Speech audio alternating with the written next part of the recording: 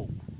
Gente, estou aqui no meu orquidário, junto com o meu canteiro de orquídeas terrestres. Eu fiz um canteiro há mais ou menos 5 anos atrás e visava reunir todas as minhas orquídeas terrestres a fim de buscar uma padronização de cultivo para esse tipo de orquídea tão distribuída, né, pelo mundo. Né? Eu tenho aqui uma Blétula.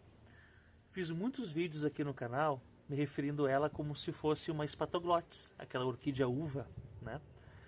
A orquídea grapete. E estudando, naturalmente, daí eu me toquei que na verdade não era uma Spatoglotis e sim uma Blétula. Mas as características dessas duas espécies são muito próximas, sabe? Como toda orquídea terrestre, ela possui adaptação em suas raízes. Via de regra, são raízes mais grossas, com um diâmetro um pouquinho maior. Tendo em vista que o substrato, como fica muito tempo úmido, ou pelo menos mais tempo úmido, mesmo tendo uma boa drenagem, a aeração, né, a passagem do vento e a evaporação, ela é mais lenta do que um tronquinho, por exemplo, ou um vaso. Então as orquídeas, para se adaptar a esse fato, elas tornaram as raízes um pouquinho mais grossas, porque daí assim elas não perderiam as raízes, as raízes não iriam morrer, porque a gente sabe que as raízes das orquídeas também respiram, também fazem fotossíntese, por exemplo. Então, uma primeira adaptação que a gente percebe em orquídeas terrestres em comparação a outras orquídeas é exatamente essa adaptação das raízes do espaço, né? Então, eu tenho aqui uma Blétula, ela faz parte de uma gama de orquídeas que ela elimina uma fase do seu desenvolvimento. Via de regra, em estados onde tem um inverno mais marcante, ela é incrível, ela praticamente desiste da parte estrutural dela, essa parte aérea, fora da terra. Ela começa meados de abril, quando começa aquele friozinho à noite, ela começa a morrer, a estrutura aérea, sabe? As folhas começam a ficar mais caramelo, assim, com aspecto de queimado, e ela vai indo embora. Ela vai se tornando todo assim, esse aspecto de queimado, cai as folhas, o caule que eleva as folhas também morre, fica só aquela batatinha. A batatinha ela fica escondidinha no substrato, na terra. Eu acho que é também um segundo passo da evolução, que na verdade para ficar mantendo toda uma estrutura da planta durante o inverno, para ela não é interessante, porque tem pouco sol, pouca alimentação, né, por causa da fotossíntese. Então essa espécie prefere eliminar a parte aérea para economia de energia. Então aquelas batatinhas, os rizomas que ficam dentro da terra, fica com bastante substância de armazenamento, esperando que quando começa aquele frio mais intenso, é incrível, né? Quando ela começa aquele frio mais intenso, ela começa a liberar brotinhos, né? Então esses brotinhos, parece que eles reagem com o frio, porque eu acho que na verdade a temperatura serve como se fosse um indicador, né, do metabolismo da planta. Ó, tá começando a ficar frio, vamos eliminar essa parte aérea, daí a parte aérea vai indo embora, daí lá para metade do inverno ela começa a brotar. Ela utiliza toda aquela substância de reserva que ela armazenou durante os meses mais quentes, né, fazendo a fotossíntese e tal, então ela começa a liberar esses novos brotinhos. É impressionante que ela some, né? Inclusive dá um aspecto que ela vai morrer. A gente tem essa noção que parece que ela vai morrer, sabe? Aqui, ó. Essa aqui é a parte, ó, como ela fica, ó. Normalmente ela fica assim, ó. Esse aspecto de seco, morto, ó. E realmente, ó, ela tá morta, ó. E essa parte aqui nada mais é do que essa parte que eleva a parte das folhas. Então a Blétula, a Spatoglotis também. Temos alguns dendróbiums, o Zanosmum, por exemplo, faz o mesmo comportamento. Começa o período de frio, caem todas as folhas. Quando começa os primeiros passos para um aquecimento, começa a aparecer os botõezinhos para liberar as flores. E normalmente quando está no meio da floração, na base ali do rizoma dos dendróbios Zanosmum, ele já começa a liberar os novos brotinhos. A gente interrompendo drasticamente o vídeo, só para mostrar para vocês o exemplo que eu dei agora há pouco, sobre a perda de folhas, ó, e a interrupção de um ciclo da vida de algumas orquídeas, ó. Assim como a Blastula, o exemplo que eu dei, o Dendrobium anosmum, ó, no caso aqui é o Dendrobium periard, ele também desenvolve, ó, olha que bonito, ó, esse comportamento. Perde todas as folhas para economizar energia, brevemente ele vai começar a liberar botões com flor e na sua base começa a nova brotação para dar esses lindos pseudobulbos. Olha que coisa mais legal, ó. O mundo das orquídeas com as suas estratégias de sobrevivência. É bem interessante. Então, diferentes espécies e até no caso aqui diferentes gêneros, né? Aqui a gente estamos com essa aqui é uma Blastula striata, tem um Dendrobium anosmum, então uma Blastula com um anosmum, com o Dendrobium. Então, essa diferença até de gênero, eles meio que copiam o mesmo comportamento, esse mesmo metabolismo. Como é uma planta adaptada, então certamente tem um ganho evolucional, assim, um ganho energético e faz com que a orquídea se adapte. Via de regra, a gente tem a mania de falar que uma espécie é mais evoluída que a outra. Mas se está no mundo, ela já se adaptou.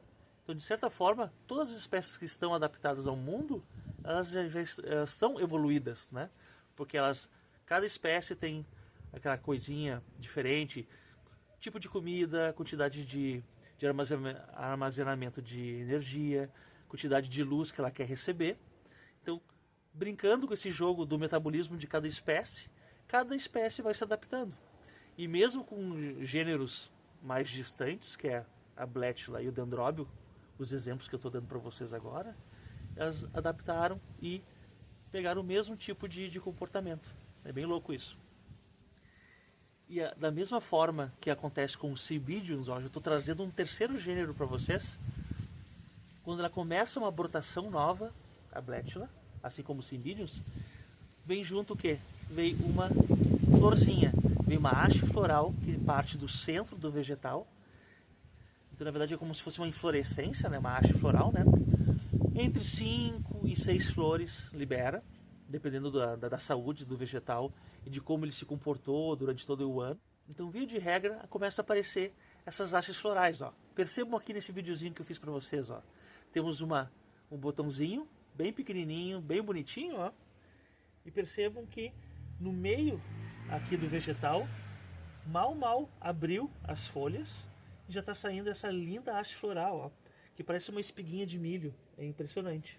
E ao lado desse botãozinho que eu estou mostrando para vocês, dessa haste floral, olha só como é que é o desenvolvimento, ó. Do ladinho, ó, temos já uma planta que houve a separação dos botõezinhos e a liberação das flores, ó. Claro que apenas tá tudo fechadinho aqui, essa florzinha, então ela vai abrir para liberar a linda Blastula. E aí, pessoal, tá gostando do vídeo?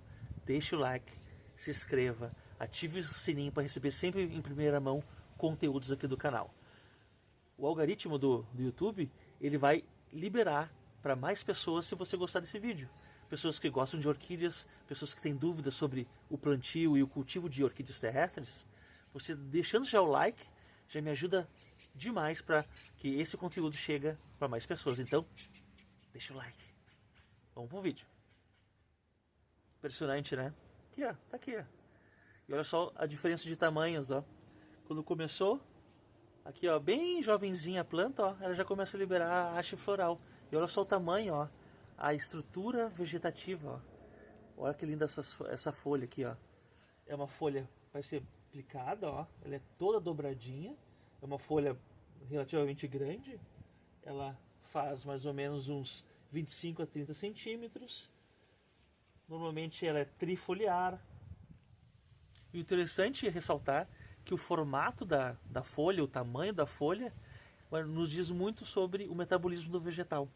Plantas assim, com folhas mais largas, com maior superfície, elas não precisam de um sol pleno para pegar toda aquela comidinha diária. Como ela tem uma grande área, assim, ó, uma luz indireta, pequenos raios solares já é o suficiente para ela pegar toda aquela comidinha do dia e transformar nos elementos que ela precisa para o seu metabolismo, né? Plantas, então, largas, plantas mais fininhas, não precisam de um sol pleno. Plantas com uma folha um pouquinho menor, aquela folha mais grossa, que a gente chama de folha crassa, que é aquela bem mais dura, ela não é tão maleável, como ela possui mais água, ela já tem uma adaptação, ó, a terceira adaptação, uma adaptação para receber um sol pleno, porque ela não vai ressecar, ela não vai morrer, ela não vai secar por causa do sol muito forte. Então é bem interessante que o formato e a estrutura da folha nos diz muito sobre o metabolismo do vegetal. Aqui no meu canteiro de orquídeas terrestres, eu utilizo um substrato misto, sabe? Coloquei saibro, coloquei uma terra com humus bem interessante, coloquei um pouquinho de brita, que auxilia na drenagem, então ela não fica ensopada, porque mesmo orquídeas terrestres que têm aquela adaptação, que eu falei no início do vídeo para vocês, raízes mais grossas, ela não gosta de ficar encharcada. Eu costumo brincar aqui no Orquidário Colpo, que já virou uma marca registrada, que todo mundo comenta comigo, inclusive até me identifica. Ah, eu escutei isso num podcast, ou eu escutei isso num vídeo. Tá falando do orquidário, né? Do Orquidário Colpo do Fernando. Eu costumo dizer que orquídea não gosta de dormir com os pés molhados. Isso aí é apenas uma inferência, tentando ressaltar a importância da drenagem para a orquídea. Para mim, orquídea e drenagem são assim, ó, anda de lado a lado, sabe?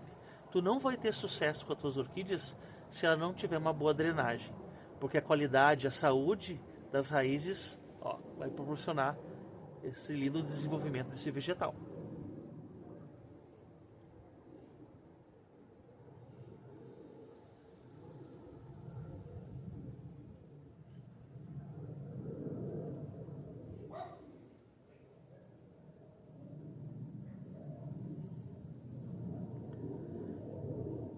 Então a Blétila, ela tem origem do Sudeste Asiático. A gente sabe que são amplas florestas, uma pluviosidade, chove muito durante um ano, então ela precisa de um solo um pouquinho mais drenado e aerado para poder se desenvolver. Então todas essas características que eu estou elencando aqui na nossa Blétila, ela casa exatamente no local de origem dela. Um ambiente com calor relativamente grande, porque Sudeste Asiático, próximo do Equador, então a gente sabe que tem um sol mais direto, variação de temperatura não tão grande, mas se a gente pegar o sul do Sudeste Asiático, você vai perceber que tem as monções também, então tem muito vento vindo do mar, então vento, alta temperatura, alto índice de chuvas, então vai modelando a distribuição dessa planta. E também para modelar o desenvolvimento dessa planta, eu procuro não fazer adubação dela nos meses que precedem, ou nas semanas que precedem aquele período de descanso que eu falei para vocês. Não adianta eu dar comidinha, eu vou estar gastando material, dinheiro, e vou estar forçando alguma coisa que ela não vai gostar. Porque nesse período pré-morte, digamos, dela, entre aspas, ela deixa de começar a utilizar toda o adubo, um possível adubo, né? Porque ela está entrando em estado de dormência, ela está descansando, hibernando, digamos. Então, se eu começar a colocar muito adubo, a planta não vai absorver. Daqui 2 semanas eu vou recolocar novamente o adubo e já vai ter aquele adubo que vai estar previamente ali alocado no substrato. E a gente sabe que a diferença do remédio e do veneno é a concentração, né, gente? Então, se a gente começar a colocar comidinha, os adubos, numa planta que ela está descansando, então tem grandes chances de ficar tóxico esse substrato, porque ela não está absorvendo aquela comidinha, aquele adubo, né? Então, sempre preste atenção em todo o ciclo do vegetal. Se você perceber que tem uma planta que ela dá uma descansada em uma determinada época do ano, não precisa, às vezes, nem colocar água. Até é o caso dos catacétons, que tem aquela parte que ele dá uma descansadinha. Então, botar água.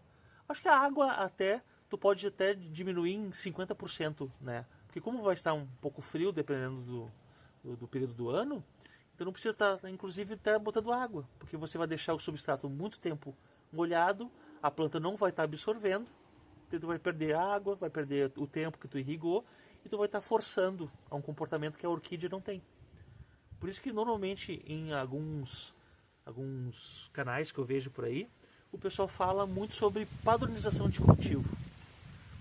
Eles começam, para você ter orquídeas bonitas, faça isso.